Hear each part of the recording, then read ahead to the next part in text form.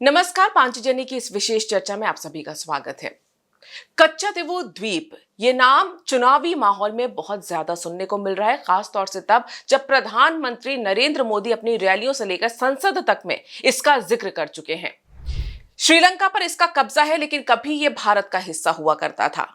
और ये कहानी क्यों 2024 के चुनाव में निकल कर आ रही है, क्या है कच्चतीवू द्वीप की पूरी कहानी और कांग्रेस का वो काला इतिहास जिसकी वजह से इसे अब उठाया जा रहा है। एक आरटीआई डाली गई थी, उस आरटीआई में कच्चतीवू द्वीप के बारे में जो कुछ भी सामने निकल कर आया, उसके बाद से बीजेपी लगातार इस द्वीप को लेकर मुद्दे को उठा रही है। वहीं दूसरी तरफ कांग्रेस में खामोशी है। मुद्दा क्या है, दक्षिण की राजनीति क्या है, दक्षिण की राजनीति में कच्चतीवू का क्या महत्व है या होना चाहिए, इस पर चर्चा करने के लिए हमारे साथ हैं पांचजन्य के संपादक हितेश शंकर जी। हितेश जी, आपका बहुत बहुत स्वागत है। हमने जैसा कि बताया कच्चतीवू द्वीप के बारे में जो बातचीत हो रही है, कच्चतीवू द्वीप जो 1974 में इंदिरा गांधी की सरकार ने श्रीलंका को दे दिया था, जो कि अब निकल के सामने आ रहा है, अब आज 2024 में उसका इतना जिक्र क्यों? देखिए, 74 की बात करते हैं और मुझे लगता है सिर्फ चुनाव के पहले के एक बयान के संदर्भ में इसे नहीं देखना चाहिए। और भाजपा ने कहा है, प्रधानमंत्री नरेंद्र मोदी जी ने भी ये कहा है, मगर सिर्फ चुनाव के परिप्रेक्ष्य में उन्होंने नहीं कहा है। क्योंकि आप पिछला अगर बयान देखेंगे तो राज्यसभा में भी वो देश की इस पीड़ा को उन्होंने अभिव्यक्त किया है। मैं जब देश की पीड़ा कह रहा हूँ तो वास्तव में दक्षिण और उत्तर में देखने वाली जो दृष्टि है वो इस देश को कैसे देखती है और राष्ट्रीय मुद्दों को हमें कैसे देखना चाहिए, इस अंतर को प्रधानमंत्री जी के बयान में भी समझा जाना चाहिए। जब उन्होंने राज्यसभा में कहा था, कोई चुनाव ऐसा नहीं कह सकते कि आप चुनाव में तमिलनाडु को केंद्र में रखकर दिया गया बयान, ऐसा नहीं था। मगर जिस 74 के घटनाक्रम की आपने बात की, उससे पहले 1961 का एक घटनाक्रम है, संभवतः 10 मई का वो समय है। और जवाहरलाल नेहरू जो देश के प्रधानमंत्री पहले रहे, उन्होंने 1961 में कहा था प्रधानमंत्री रहते हुए कि ये एक छोटा सा द्वीप है और मैं इसकी बिल्कुल परवाह नहीं करता और इसे देने में मुझे जरा भी हिचक नहीं होगी और इस मुद्दे का बार बार उठाया जाना मुझे पसंद नहीं है। आप राष्ट्रीय विमर्श को संसद में ले जाकर, उस राज्य में ले जाकर वहाँ के लोगों की राय के हिसाब से अगर आप बात करते हैं तो ठीक है, मगर देश का एक हिस्सा है और आपको क्या पसंद है या नापसंद है या आप इसको पसंद नहीं करते हैं, ये इसमें एक अहंकार का भाव आता है। और ये भी समझ में आता है कि एक शीर्ष परिवार की इस देश के लिए जो दृष्टि है वो बपौती समझते रहे कि हमारा मन करेगा तो हम रखेंगे, हमारा मन नहीं करेगा तो हम चाहे जिसको दे दें। ये आपस में दर्द और दूरी पैदा करने वाली सोच है। कच्चतीवू आज हमारे पास नहीं है, श्रीलंका के पास है, परंतु श्रीलंका के साथ हमारे संबंध कैसे हैं और ऐसे मुद्दों को कैसे सुलझाना चाहिए, ये महत्वपूर्ण है। हमने बांग्लादेश के साथ बहुत जटिल और लंबे समय से उलझे हुए मुद्दों को एक्सचेंज ऑफ एनक्लेव के माध्यम से सुलझाया है। वहाँ सीमा से जुड़ी हुई समस्याएं भी थीं, अवैध आवाजाही के रास्ते भी थे और रोजगार की चुनौतियां भी थी, उस सब को हमने किया है। मगर कांग्रेस ने इस मुद्दे को जैसे डील किया और पूरे देश को जिस तरह से अंधेरे में रखा और खुद अहंकार से भरी रही, वो द्वीप से भी बड़ा मुद्दा है, 285 एकड़ के द्वीप से भी बड़ा वो मुद्दा है जो कांग्रेस की ये सोच कि इस देश में हम चाहेंगे तो सियाचिन ग्लेशियर पाकिस्तान को दे देंगे, हम चाहेंगे तो ये कर देंगे, हम चाहेंगे तो वो कर देंगे, हम चाहेंगे तो कच्चतीवू का कोई महत्व नहीं है, वो किसी को भी दिया जा सकता है। ये बात है जो लोगों को दूर करती है। वरना जिस तरह से तमिल बसाहट तमिलनाडु में है, उसी तरह से एक बड़ी जनसंख्या श्रीलंका में भी है, उनके आपसी संबंध भी हैं।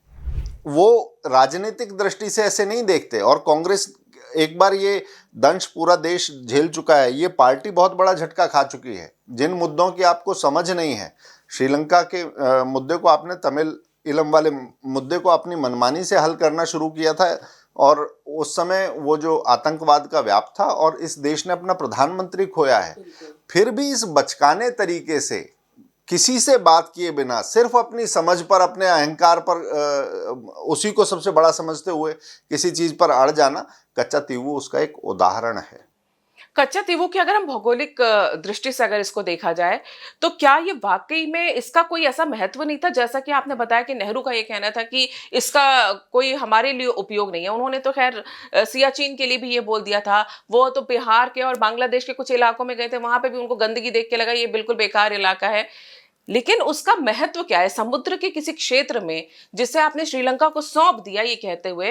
क्या कोई सामरिक उसका महत्व है? देखिए, नेहरू जी की सोच समझ जमीन से कितनी जुड़ी थी और कितना उस क्षेत्र के बारे में जानते थे, मैं इस पर कमेंट नहीं करना चाहूँगा। कहते तो ये भी हैं कि अपने समय में उनके कपड़े पेरिस में धुल के आते थे, किसानों मजदूरों से उनको ऐसा सरोकार नहीं था, बाद में जैसी उनकी छवि गढ़ी गई।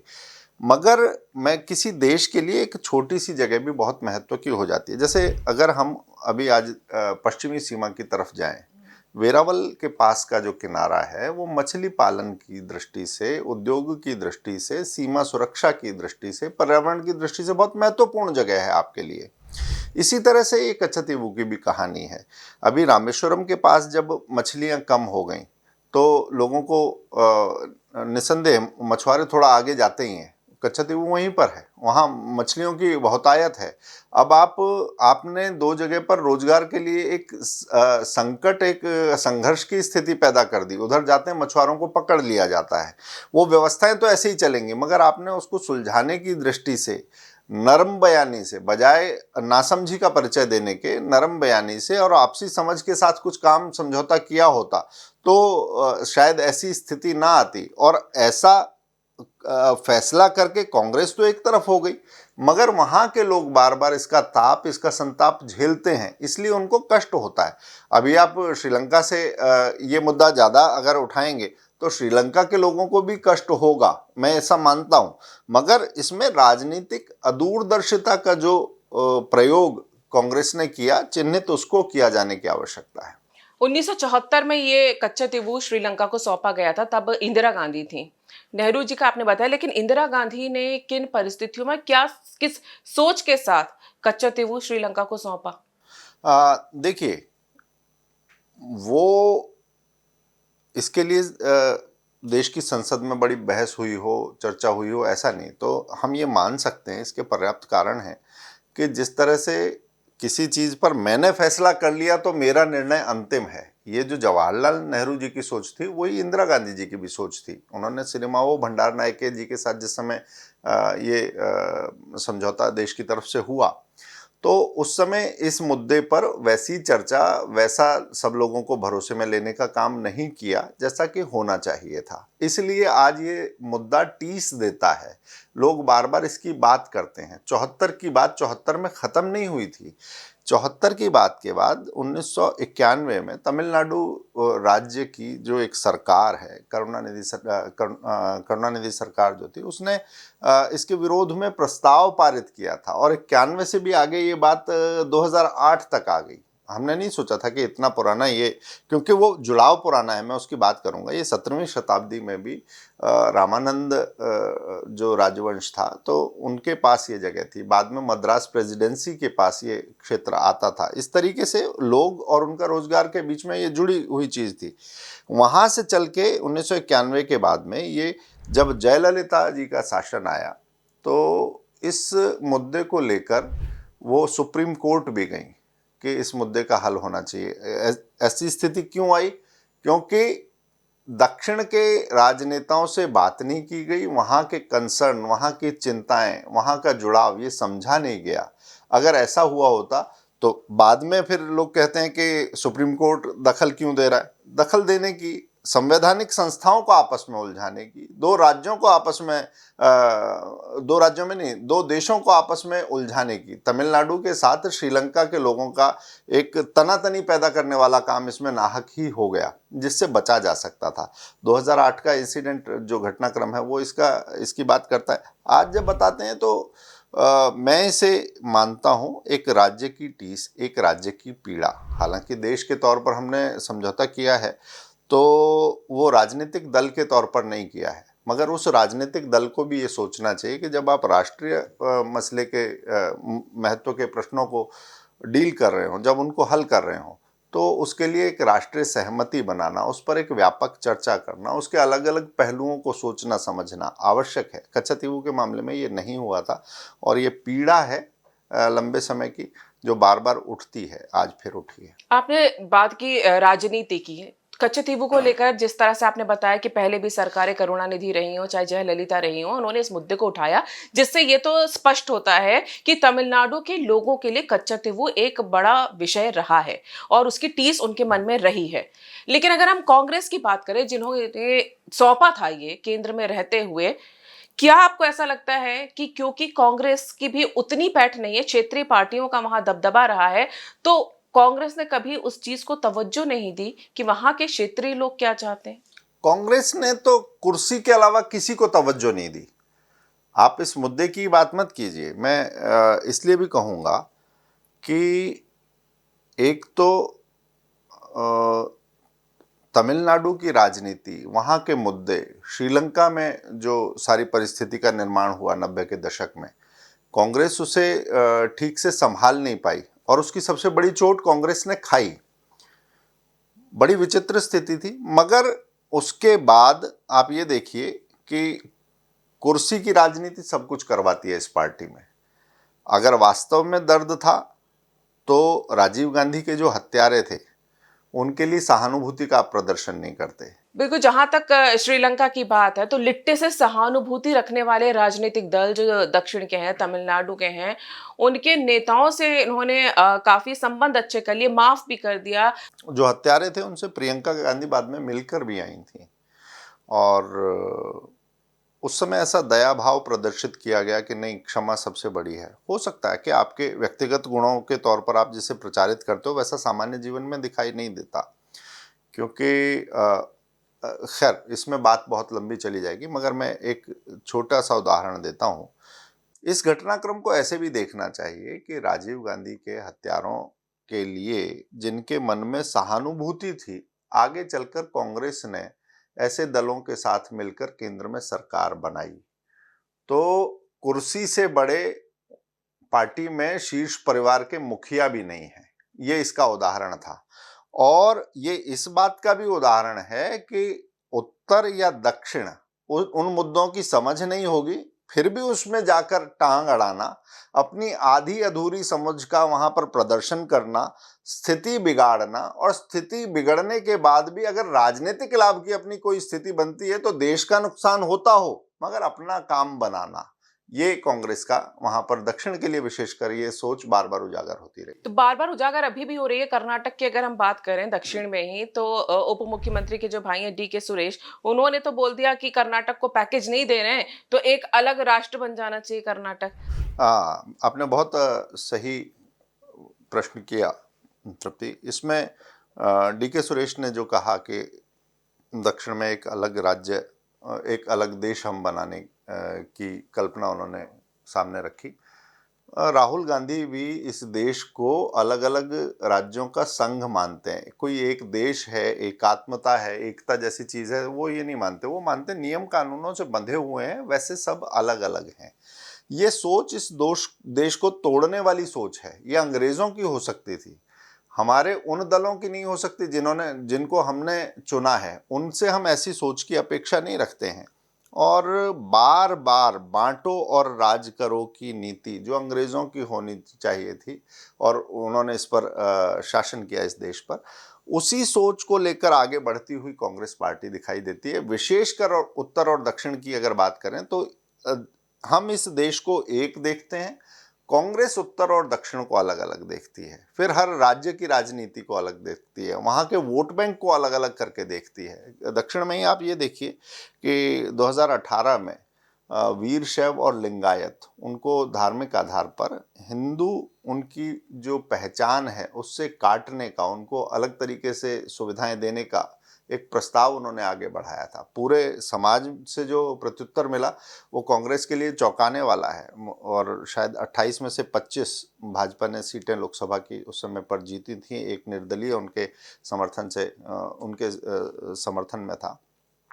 मगर इसके बाद भी समाज को एक राष्ट्रीय समाज की तरह देखने की बजाय केवल वोट बैंक के तौर पर देखना, यही कारण है कि दक्षिण की जो अपनी संस्कृति है, पहचान है, उसे उत्तर से अलग बताना नहीं। ये वो थ्योरी अंग्रेजों की हो सकती है कि आर्य बाहर से आए और बाकी जो विकृत इतिहास प्रस्तुत करने की थ्योरी है जिसका वैज्ञानिक आधार नहीं है, और जो थ्योरी इस समय गिर चुकी है, यानी कि राजनीतिक कारणों से रची हुई एक अवधारणा थी, उसके आधार पर आप अपनी राजनीति को आगे चलाना चाहेंगे तो मुझे नहीं लगता कि वो चल पाएगी, क्योंकि वो थ्योरीज गिर चुकी हैं, वो राजा जा चुके हैं, वो शासन जा चुके हैं।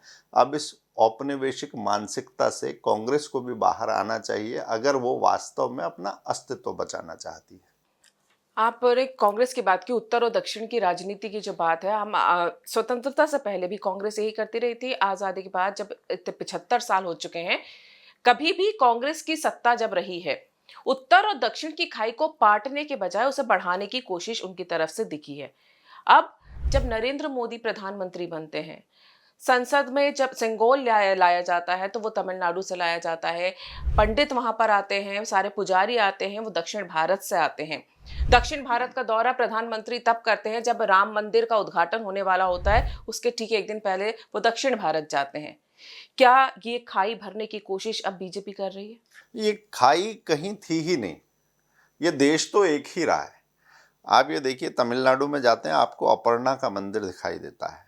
अपर्णा कौन है? अपर्णा गौरा है। जब शिव को पाने के लिए व्रत रखा, कठोर तपस्या करी, खाना पीना छोड़ दिया, पत्ते खाती थी, जब पर्ण यानी पत्ता खाना भी छोड़ दिया, तब नाम पड़ा अपर्णा। उन अपर्णा का वहाँ गौरा का मंदिर है।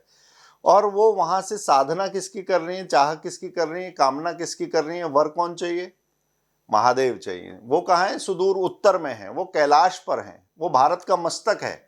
तो उत्तर और दक्षिण में इसमें हम तो देखते हैं कि एक ही तरह से जुड़ा हुआ है।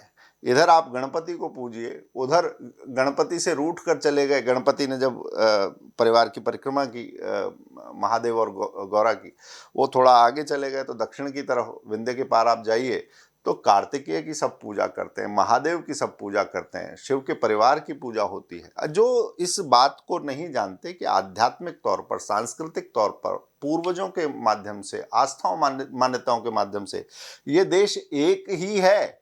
आप इसे अंग्रेजों की दृष्टि से देखेंगे तो अंग्रेजों की ही गति को प्राप्त होंगे। ईस्ट इंडिया कंपनी के आने से पहले भी इंडिया था, भारत था। तो जिन लोगों को लगता है कि हमने 1947 में कुछ नया रचा है, वो ये भी मानते हैं कि कुर्सी तो हमें देके गए थे, ये हमारी है, हमारे परिवार की, और इसकी चाबी हमेशा हमारे ही पास रहेगी। ऐसे लोगों से भारत के लोकतंत्र में, उनको लोकतंत्र के आंगन से बुहार दिया गया है। राजनीतिक तौर पर कुछ भी हो, परंतु मैं ये जरूर कहूँगा कि ऐसी सोच की सफाई, ऐसी सोच को बुहारना बहुत ज़रूरी है जो लोगों को बांटती है, काटती है और सिर्फ अपने मतलब के लिए छांटती है। राजनीति के आपने आपने अध्यात्म की बात की, संस्कृति की बात की, वो एक है भारत की, लेकिन राजनीति अलग है। स्टालिन जैसा नेता है जो तमिलनाडु में अच्छा वर्चस्व रखते हैं, लंबे समय से उनके पिताजी भी राजनीति कर रहे हैं, वोटर्स पे उनका होल्ड होता है। जब वो सनातन धर्म के खिलाफ बोलते हैं तो खाई पाटने की जरूरत महसूस होती है? आपको लगता नहीं करने की जो कोशिश कर रहे हैं, उनका जवाब देने के लिए ये जरूरी भी है? नहीं, मुझे आपने जो नाम लिया उसके संदर्भ में ही मैं कहूँगा कि घर में बच्चे का नामकरण बड़े मन से किया जाता है, बहुत सोच के दुलार के किया जाता है, उसमें पुरखों की प्रेरणा होती है, बहुत अच्छे अच्छे नाम। मगर किसी परिवार को अपने घर के बच्चे का नाम रखने लायक प्रेरणास्पद महापुरुष भी इस देश में अगर नहीं दिखा, उस बच्चे का नाम भी आयातित महापुरुष के नाम पर रखेंगे, तो आपके मन में स्टालिन का सपना होगा, माओ का सपना होगा, क्रुश्चेव का सपना होगा, मगर ये तानाशाही सोच के सपने के साथ ना तो परिवार बढ़ सकता है, न कोई राज्य आगे बढ़ सकता है। क्योंकि जो नाम थे उनके बड़े बड़े राजपाट डूब गए। उन्होंने बड़े क्रांतिकारी विचार एक समय पर दिए थे, लोगों को हुजूम के तौर पर इकट्ठा भी किया था, खूब खून भी बहाया था, मगर इस पूरी दुनिया में एक सफल मॉडल वामपंथ नहीं दे पाया। तो जो ऐसा नाम है, जो ऐसी सोच है, मैं उसकी बात कहूँगा कि तानाशाही को पोसने वाली ऐसी सोच है, उसका भारत जैसे जीवंत लोकतंत्र में स्थान नहीं है। और वो ऐसी सोच के साथ सनातन की समझ पैदा होगी, लोगों के लिए प्रेम उत्पन्न होगा, ये कठिन लगता है। तो नाम परिवर्तन की बात तो नहीं कहूँगा मैं, मगर समझ बढ़ाने के लिए, ज्ञान बढ़ाने के लिए, मन परिवर्तन के लिए ऐसे राजनेताओं को भी काम करने की आवश्यकता है। चलिए, आखिर में कच्चे तिवु पर आखिरी सवाल यह है कि भले ही अब ये मामला निकल कर आ रहा है, पर चूंकि ये फैसला दो देशों के बीच में हुआ था, सरकार बदल जाती है। अगर सरकार बदल भी गई तो अब क्या ये फैसला रिवर्ट हो सकता है, वापस लिया जा सकता है, या उसकी स्थिति क्या होगी जो मुद्दा अब जनता के सामने आ चुका है? देखिए, मैंने इस संवाद के आरंभ में भी कहा था कि मुद्दा देश ने लिया, मगर उस समय व्यक्तिगत अहंकार और सिर्फ मैं ही निर्णय कर सकती हूँ, ऐसा भाव कांग्रेस का और उसके तत्कालीन नेतृत्व का था। उसके कारण कष्ट है, मगर देश ने क्योंकि निर्णय लिया था, इसलिए निर्णय तो ऐसा नहीं बदला जा सकता। इस समय उसकी तकनीकी पहलुओं की बात नहीं हो रही, उस टीस की बात हो रही है जो कांग्रेस ने इस देश को दी है। चाहे जवाहरलाल नेहरू के लिए अक्साई चीन हो, या इंदिरा गांधी के लिए कच्चे तिवु हो, या राजीव गांधी के लिए लिट्टे का मामला हो, कांग्रेस के कई फैसले गलत साबित हुए हैं और जिसकी टीस जनता के दिलों में भी रही है। उत्तर और दक्षिण भारत की राजनीति के बीच खाई पैदा करने का भी एक तरह से जिम्मा उनके ऊपर जाता है। लेकिन भविष्य में उत्तर और दक्षिण की राजनीति में क्या मोड़ आता है, ये हमें आने वाले चुनाव में भी दिख जाएगा और वहां की जनता अपने वोट से बता भी देगी। फिलहाल इस विशेष चर्चा में इतना ही। नमस्कार।